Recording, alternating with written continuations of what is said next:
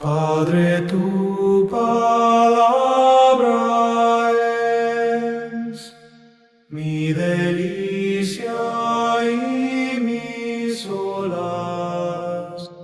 El tema general es salmos mesiánicos.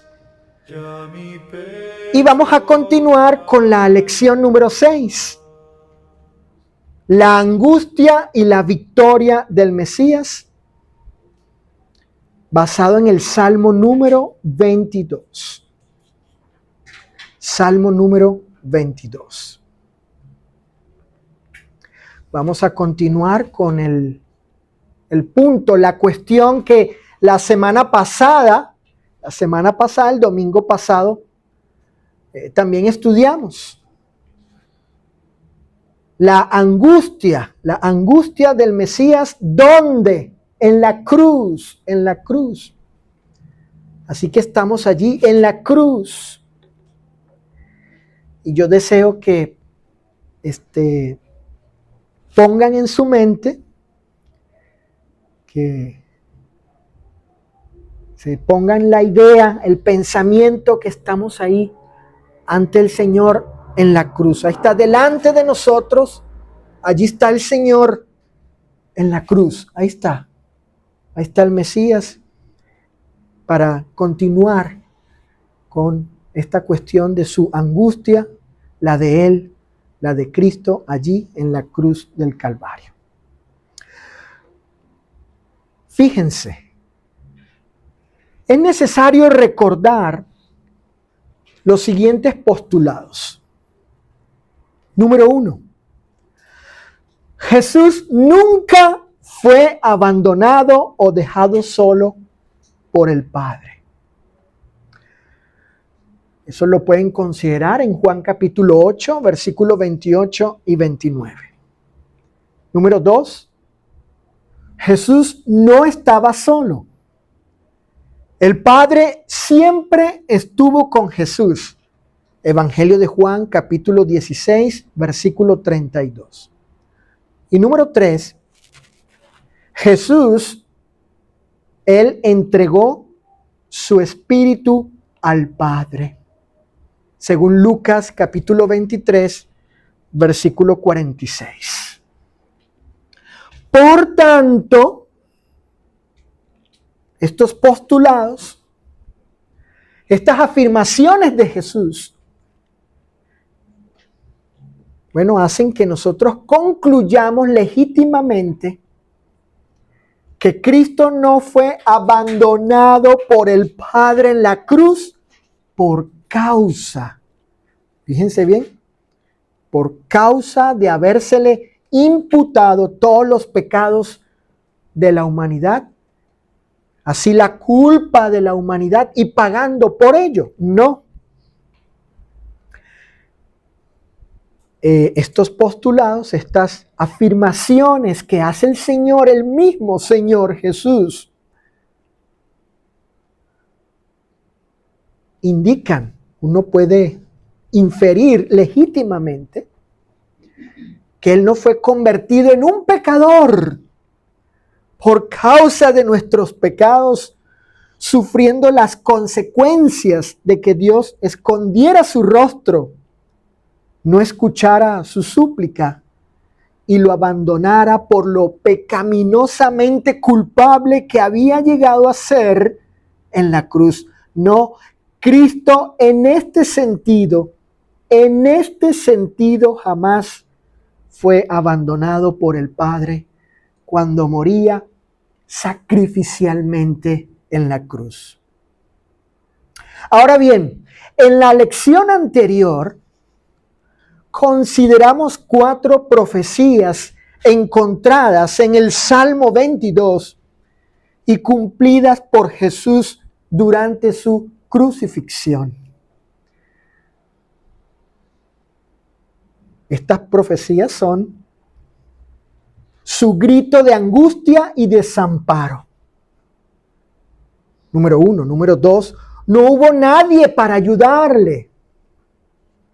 Número 3, tratado como una cosa vergonzosa y despreciado de los judíos. Y número 4, se burlaron de él y se reían para ridiculizarlo.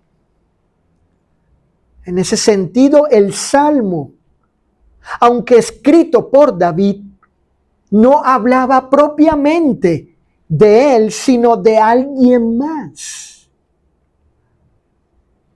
Y a esa conclusión debían llegar los judíos que conocían los salmos cuando veían los hechos de Jesús, allí cuando él estaba en la cruz, los apóstoles, Pedro en el día de Pentecostés, cuando cita los salmos, es lo que busca él lograr. Que aunque David escribió estas cosas, que aparentemente pareciera que fuera tales cuestiones, tales declaraciones, como si él estuviese hablando de sí mismo, pero no, él estaba hablando de alguien más. Y los hechos de Jesús, las obras, esos eventos en la persona de Cristo, bueno, confirman que ciertamente David no estaba hablando de sí mismo, sino de alguien más. No de él propiamente, sino de alguien más. Y la idea es descubrir quién es ese, como preguntó el eunuco. ¿Y de quién habla Isaías? ¿De quién está hablando ahí? ¿De él o de alguien más? ¿De algún otro? Descubrir quién es ese alguien más, quién es ese otro y confirmar, corroborar que es Jesús. Miren, en otras palabras, el Salmo 22, estos salmos llamados mesiánicos, hallan su verdadero significado, fíjense, escuchen bien, su verdadero significado, número 1, y la razón real de su existencia en la persona de Jesucristo. Por tanto, les invito, hijos, hermanas, hermanos, les invito a que observemos con detenimiento y profunda reflexión cómo se cumplió plena y perfectamente el Salmo 22 en la persona de Jesús. Y podamos nosotros concluir que Él es el verdadero Rey Mesías que vendría a padecer y a morir en favor de todos los hombres. Pasemos ahora a la profecía número 5 del Salmo 22. Estas predicciones, ¿no? Esto que dice David, Alfa, hermana y hermanos, esto que declara David, estas palabras, estas expresiones del salmista, tienen el sentido profético. Él preanunció, predijo algo que sucedería más adelante, en tiempo futuro, como dice Pedro en el libro de Hechos, que David miró hacia el futuro. Dice la Biblia de las Américas en Hechos capítulo 2, dice que David miró hacia el futuro y habló de Cristo. Así el Salmo 22, él miró hacia el futuro, hacia los hechos que iba a vivir, iba a experimentar el verdadero Rey Mesías. Así que en ese sentido están las palabras en el Salmo 22, estas palabras de David, y comenzamos con esta profecía, predicción, con aquello que él miró el futuro y habló. ¿Qué dijo? Que el Mesías sería cercado por gente mala y hostil. Vayan al Salmo capítulo 22, versículos 12 y 13. Salmo 22, verso número 12 y 13 dice, recuerden que estamos viendo a Jesús en la cruz, hemos puesto en nuestra mente a Jesús. Estamos ahí frente de Él en la cruz. Y dice, me han rodeado muchos toros. Eso lo está diciendo el Mesías en su experiencia en la cruz. Fuertes toros de Basán me han cercado.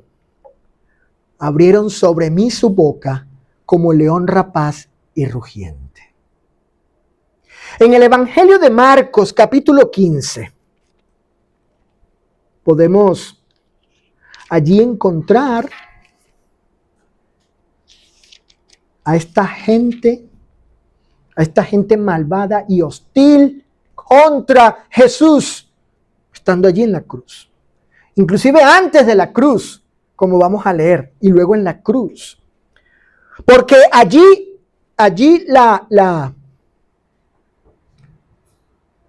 la expresión toros y león se usa metafóricamente para hablar de gente, como cuando Juan el Bautista dice árboles, ¿sí? Por ejemplo, habla de aquellos árboles que no dan fruto, se refiere a gente que no se arrepiente, hablando de los frutos dignos de arrepentimiento. Dice Marcos capítulo 15, observen versículos del 9 al 14. Y Pilato les respondió diciendo, ¿queréis que os suelte al rey de los judíos? Porque conocía que por envidia lo habían entregado ¿quiénes? Los principales sacerdotes. Noten allí los motivos, ¿no? Los motivos. Envidia. Sin embargo, los principales sacerdotes incitaron, noten la gente, los líderes religiosos, a la multitud, el resto de los judíos, para que les soltase más bien a Barrabás. Respondiendo Pilato, les dijo otra vez, ¿qué pues queréis que haga del que llamáis rey de los judíos? Y ellos volvieron a dar voces, a gritar, crucifícale, crucifícale. Pilato les decía, pues qué mal ha hecho. Pero ellos gritaban aún más, crucifícale. Versículos del 29 al 32, observen. En el verso 29, y los que pasaban, o sea, al frente del Señor en la cruz, los que pasaban allí cerquita de Él, al pie de la cruz estaban allí, le injuriaban meneando la cabeza y diciendo, ¡bah! Tú que derribas el templo de Dios y en 3 días lo reedificas, sálvate a ti mismo y desciende de la cruz. De esta manera también los principales sacerdotes, escarneciéndose, decían unos a otros, con los escribas a otros salvó, a sí mismo no se puede salvar. Inclusive en el Evangelio de Lucas capítulo 23, seguimos descubriendo esta gente malvada y hostil que rodeó, que cercó al Señor. Mátenlo, crucifíquenlo, y luego en la cruz haciendo todo esto, Sofía, contra tu Señor, contra aquel hombre que era Dios, que plantó sus pies y que hizo bien y amó al mundo.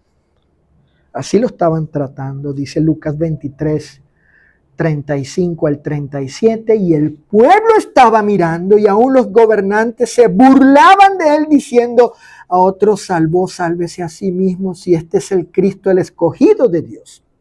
Los soldados también le escarnecían, le escarnecían acercándose y presentándole vinagre diciendo, si tú eres el rey de los judíos, sálvate a ti mismo.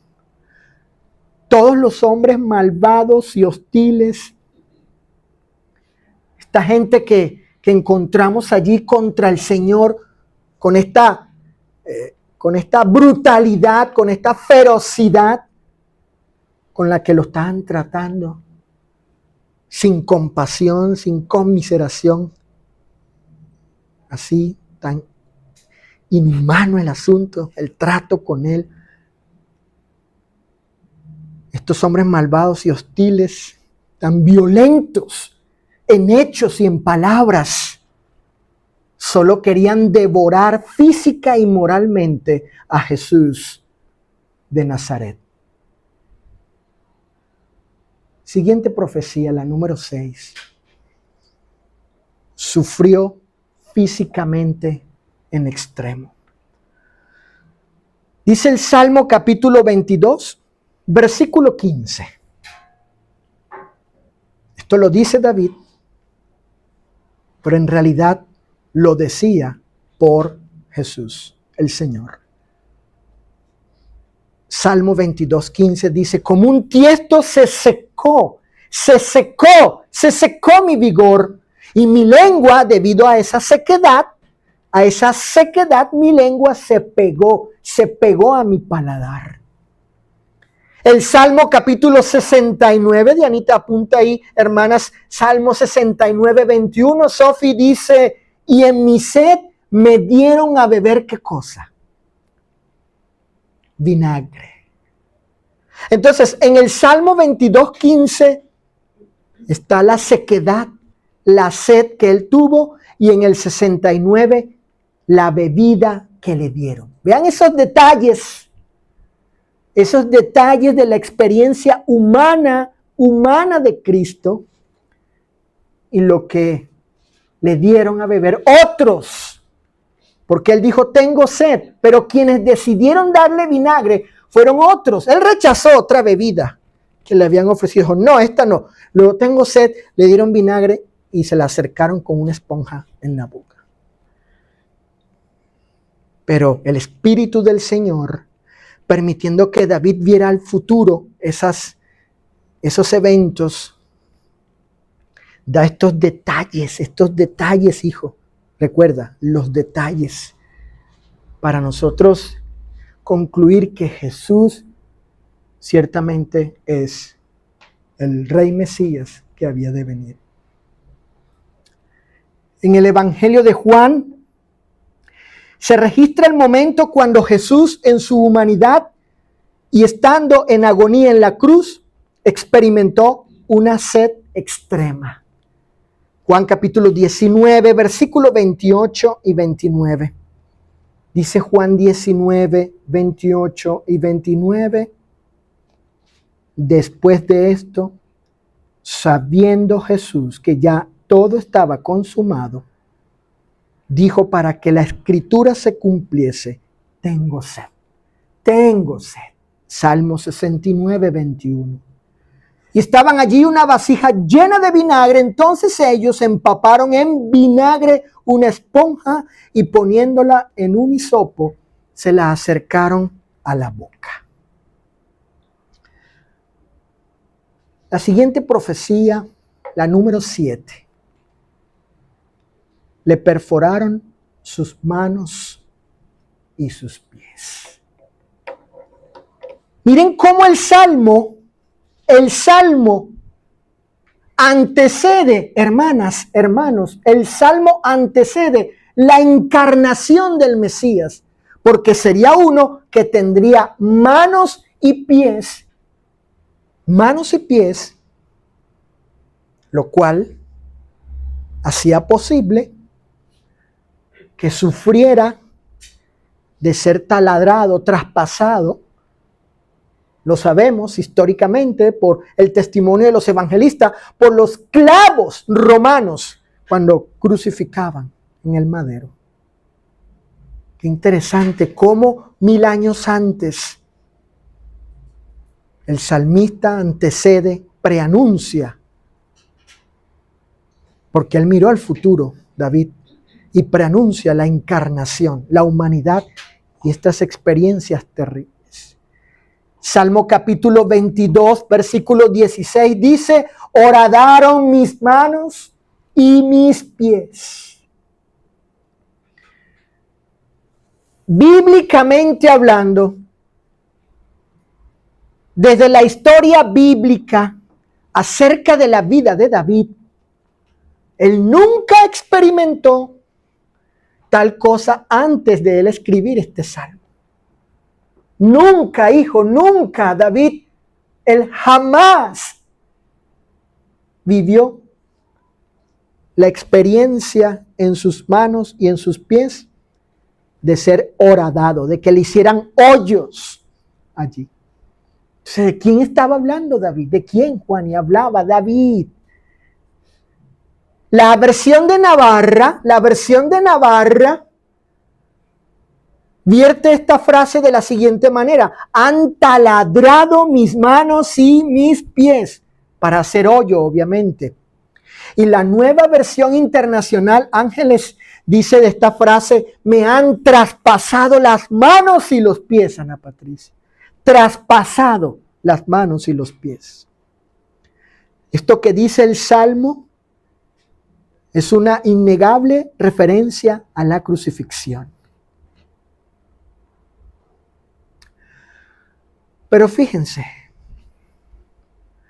notemos el testimonio de Juan y de Lucas acerca de que ciertamente a Jesús de Nazaret, nuestro Señor y Maestro, Cristo divino, a Él le fueron horadados, le taladraron, le hicieron hoyos en sus manos y en sus pies. Juan capítulo 20, versículo 25. Juan 20, 25. Dijo Tomás,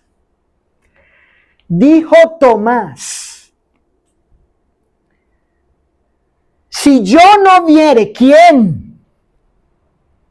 De ahí viene el dicho, ver para creer, ¿verdad? Como Tomás.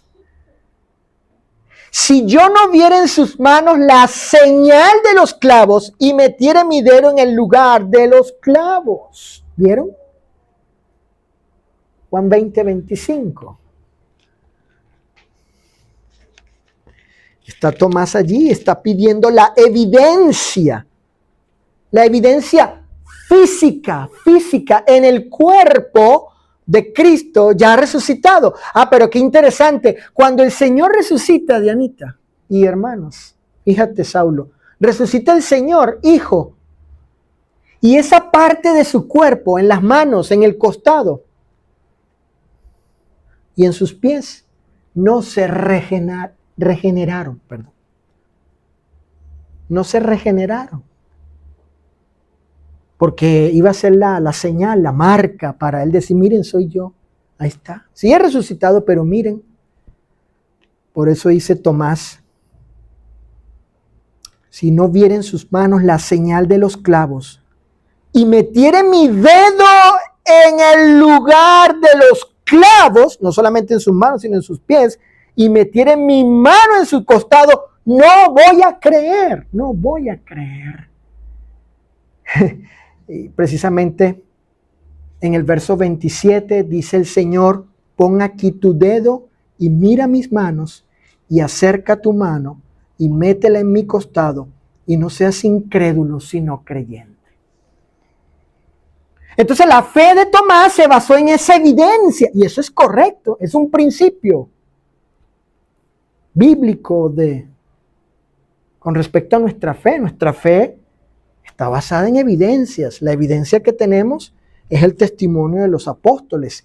Es la evidencia testimonial de los apóstoles. No es una fe ciega. No. Es una persuasión, una convicción basada en esto, como Tomás. Él vio, Juan estaba allí, habla de esto y se nos ha transmitido esto para que creamos en base al testimonio. Dice Lucas capítulo 24, verso 39, le dijo Jesús a los apóstoles, mirad mis manos y mis pies que yo mismo, ¿qué? Yo soy. ¿Cuál era la evidencia de Jesús? Después de levantarse de la tumba del maestro, la evidencia era, mira, ahí están mis manos y ahí están mis pies. Yo soy ese que ustedes vieron en la cruz, resucitado, regenerado, a excepción de estas partes, porque como dice Juan, dijo Tomás en Juan, dijo Tomás y lo relató Juan, dice la señal, la marca distintiva de que Jesús, ese hombre era Jesús. Él era. Mirad mis manos y mis pies, que yo mismo soy. La octava profecía encontrada allí en el Salmo, así como las anteriores. La octava es: le miraban con indolencia. Dice el Salmo capítulo 22, versículo 17: contar puedo todos mis huesos. Tal vez me hizo pensar, tal vez, ángeles, que el Señor estaba tan delgado, y cuando llegó a la cruz por la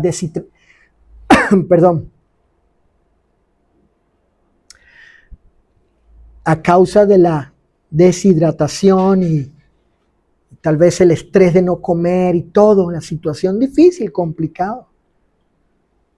O venía él adelgazando, el Señor, al punto que cuando estaba en la cruz, dice: puedo contar todos mis huesos. Entre tanto, ellos, miren, ellos, ¿quiénes son ellos? Según el contexto de los salmos, los malvados, los hostiles, los violentos, ¿sí? Sus enemigos, los odiosos contra él, me miran y me observan. Me miran y me observan. Esas palabras tan interesantes, porque cuando uno va al texto hebreo para conocer más a fondo de los verbos que se usan allí, era una mirada viendo en detalle, minuciosamente, como a ver qué pasa, qué está haciendo, ¿no? Viendo ahí qué movimiento está haciendo, sus bocas, sus ojos, su respiración. Ah, mira la sangre, míralo ahí desnudo como está, mira sus partes, mira lo desfigurado que está, como dice Isaías, que su rostro era, que no parecía un ser humano. Ahí está mirándolo, tratando de descubrir, ver. Pero también había una mirada, una observación de ellos triunfantes. Dice la Sagrada Biblia española que ellos me miran triunfantes. Claro, sus enemigos, míralo, ahí lo estamos matando, ahí se está muriendo, mira, se acabó, ya, lo cortamos de la tierra de los vivientes. La versión BAD, Biblia al Día, dice: con satisfacción perversa, la gente se detiene a mirarme. Complacidos ellos, satisfechos, lo logramos. Ahí está, ya acabamos con ese Jesús, ya no los quitamos de encima. Ahí está, merece ese engañador, endemoniado, falso. Y lo que le inventaban, ¿verdad? Le calumniaban, cuánta cosa. Me rodearon toros y leones y perros allí. Ciertamente los malvados y rabiosos enemigos de Jesús y el resto del pueblo estuvieron contemplándolo mientras agonizaba en la cruz, unos de una manera y otros de otra manera, y otros, sus discípulos, de otra forma. Dice Lucas 23:35, Lucas 23:35, y el pueblo estaba mirando. ¿Cómo hubiéramos mirado nosotros? ¿Cómo hubiéramos contemplado al Señor? El salmista dijo: entre tanto, ellos me miran y me observan. Y él los veía. El Señor estaba ahí viéndolos a ellos. Viéndolos ahí, cómo le miraban. Él, que le miraban y cómo le miraban. Profecía número 9. Tomaron sus ropas y echaron suerte sobre ellas los romanos. Dice el Salmo capítulo 22, versículo 18, repartieron entre sí mis vestidos y sobre mi ropa echaron suertes. Los evangelios registran estas acciones por parte de los soldados romanos, no de los judíos. ¿Por qué, Alfa? Porque hasta donde sabemos, era una tradición, una costumbre de los soldados romanos quedarse con la ropa de las víctimas. Quedarse con la ropa de ellos.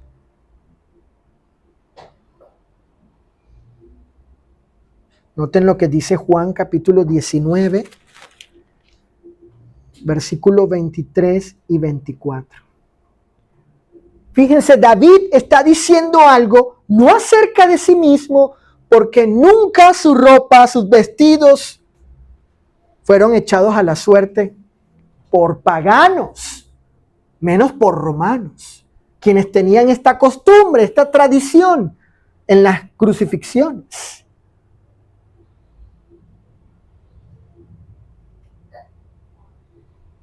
Entonces fíjense ese detalle. ¿Cómo supo David eso? ¿Cómo, Ana Sofía, supo David eso? ¿Cómo supo el rey David de esto? Que fue en un tiempo en particular, en ciertas circunstancias en particulares y por parte de cierta gente en particular. Fíjense esos detalles. Dice Juan capítulo 19, versos 23 y 24. Cuando los soldados hubieron crucificado a Jesús, los romanos, porque eran quienes hacían eso, tomaron sus vestidos e hicieron 4 partes, una para cada soldado, ¿vieron? Cada quien se llevaba el botín de la ropa. Tomaron también su túnica, la cual era sin costura, de un solo tejido, de arriba abajo. Entonces dijeron entre sí, no la partamos, sino echemos suerte sobre ella a ver de quién será, porque no tenía ningún valor si el mayor valor si la cortaban, si la partían. No, era mejor una pieza entera, tal vez para venderla. Esto fue para que se cumpliese la escritura que dice, repartieron entre sí mis vestidos y sobre mi ropa echaron suertes. Y así lo hicieron los soldados. Miren, escuchen esto. Fíjate Cecilia. Los soldados romanos, sin saberlo y sin intención, al llevar a cabo tales actos, cumplieron la profecía del Salmo 22 e identificaron a Jesús como el verdadero Rey Mesías descrito en el Salmo. Los romanos no tenían ningún interés, ninguno en absoluto, no creían, despreciaban, odiaban, aborrecían, por lo menos estos y las autoridades, con respecto al Mesías, o lo que decía los escritos hebreos. Entonces, cuando ellos llevan a cabo esto, ellos sin saberlo y sin ninguna intención, hacen que se cumpla la profecía. Hacen que se cumpla. Particularmente de parte de ellos, de los romanos. Última profecía, la número 10, que veremos en el día de hoy, y es la última de esta en esta lección de la agonía del Mesías en la cruz, de su sufrimiento en la cruz. 10ª predicción de David es la siguiente. Su oración en la cruz fue oída por el Padre.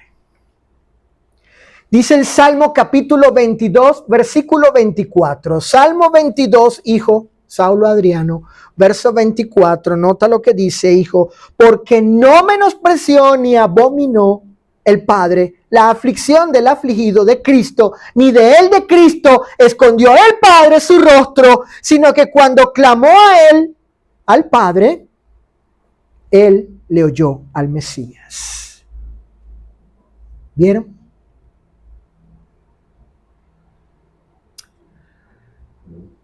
Esta profecía es sumamente importante e inclusive nos muestra la verdad a diferencia de lo que enseñan algunos con falsas afirmaciones con respecto al Padre y su trato cuando Jesús estaba, su trato hacia él cuando Jesús, su Hijo, el Hijo de Dios, estaba en la cruz. Fíjense, en la carta a los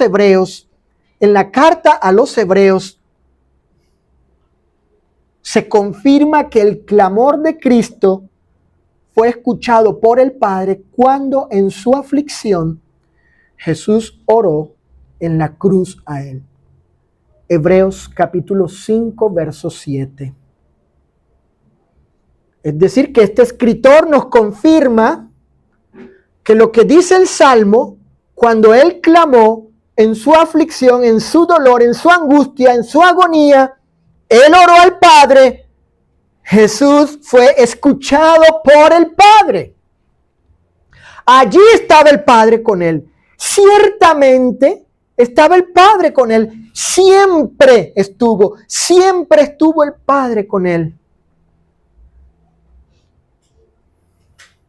No estuvo con él Alfa en el sentido de no liberarlo de la cruz, pero estuvo con él en su aflicción y escuchó. Y le escuchó, para ser más exacto. Eso es diferente, hijo, a lo que afirman algunos falsos maestros y falsas enseñanzas de que el Padre volteó su rostro y no quiso saber nada de él y lo abandonó, lo dejó allí. Lo dejó ahí. ¿Por qué? Porque él se había hecho pecaminoso, porque se le había adjudicado, atribuido, imputado los pecados y así la culpa. Y el Padre decidió, tú mereces morir así y lejos de mí, porque te has convertido en un pecador. Esa es la idea de aquellos que enseñan la imputación de pecados a Cristo en la cruz y que por eso el Padre ya se fue y él grita, él allí grita de la angustia, me has abandonado, ¿por qué? Pero no. En la próxima lección vamos a tratar eso, vamos a descubrir en qué sentido entonces, si es así, y si lo es, en qué sentido fue abandonado Jesús. Dice Hebreos capítulo 5, versículo 7, y Cristo en los días de su carne, fíjense, en su humanidad, ofreciendo ruegos y súplicas con gran clamor y lágrimas al que le podía librar de la muerte, ahí subrayen, como dice Cecilia, fue oído a causa de su temor reverente. Aquí está el cumplimiento de lo que dice el Salmo. El Padre no menospreció ni abominó, no vio con abominación la aflicción del afligido, del Mesías, de su Hijo, no. Ni de él escondió su rostro, no. sino que cuando clamó a él, le oyó, dice el Salmo 22, 24, y el texto de Hebreos confirma esto. Ahora, el pasaje de Hebreos, Dianita, no dice, ojo con esto, el pasaje de Hebreos no dice que Cristo clamó en la cruz para ser librado de la muerte. No. No dice el texto de Hebreos eso. Dice que Cristo clamó al que tenía el poder de librarlo de la muerte. No que lo librase de la muerte, no. Vean bien. Él ora al que podía hacer eso, pero su petición no era esa. En la cruz. ¿Y saben qué? Sí lo libró de la muerte cuando lo resucitó al tercer día de entre los muertos. ¿Sí? Fue oído. El Padre escuchó de esa liberación. Como dice Pedro, que la muerte no podía retenerlo. Suelto las cadenas, fue libre, de hecho. Si el Padre oyó el clamor de su santísimo y justísimo Hijo en la cruz, entonces Él estaba con Jesús. Jamás lo abandonó por haberse convertido en un pecador pecaminoso y culpable y digno de recibir ese trato del Padre. No. Él no menospreció, no abominó al Mesías, nunca se apartó de él. Como bien lo declaró el Señor Jesús en una ocasión, el que me envió conmigo está, no me ha dejado solo, el Padre, porque yo hago siempre lo que le agrada. Por tanto, y cuando llegó el momento y estando el Padre allí, Jesús pudo decir lo siguiente: Padre, en tus manos encomiendo mi espíritu. Y habiendo dicho esto, expiró. Ahí entregó su espíritu en las manos de aquel que estaba allí para luego librarlo de la muerte por la resurrección. Conclusión. En esta lección consideramos el resto de las profecías mesiánicas cumplidas en la persona del Señor Jesús durante su crucifixión. ¿Cuáles? Que fue cercado por malvados y hostiles. Su sufrimiento físico en extremo. Le perforaron sus manos y sus pies con clavos, le miraban con indolencia, tomaron sus ropas y echaron suerte sobre ellas, los romanos, y finalmente su oración en la cruz fue oída por el Padre. Como bien dijo el Señor en una ocasión, lo que está escrito de mí tiene cumplimiento. Se cumplió todo. Lo que estaba escrito de él allí en el Salmo 22, y lo hemos visto en esta ocasión, en esta lección. Hermanos, Jesús es el Salmo 22 encarnado. Él es el único que le da verdadero significado a este salmo, porque este salmo habló de él. Por tanto, continuemos creyendo, confirmando y consolidando nuestra fe en él en base a esta evidencia y garantía divina. Esta es la prueba de Dios. Él es mi Hijo. Él es el Mesías, el que había de venir, el Salvador del mundo. Aquí está la evidencia y la garantía de Dios. Cuando hizo cumplir, Él dijo y se cumplió todo acerca de su Hijo. Él es, hermanos. Él es el Hijo de Dios, el Cristo, el Salvador del mundo, quien sufrió y murió por nuestros pecados. Por tanto, Él es digno de qué cosa. Él es digno de qué cosa. de nuestro fiel servicio y de nuestra reverente adoración por siempre. Padre, tu palabra es mi delicia.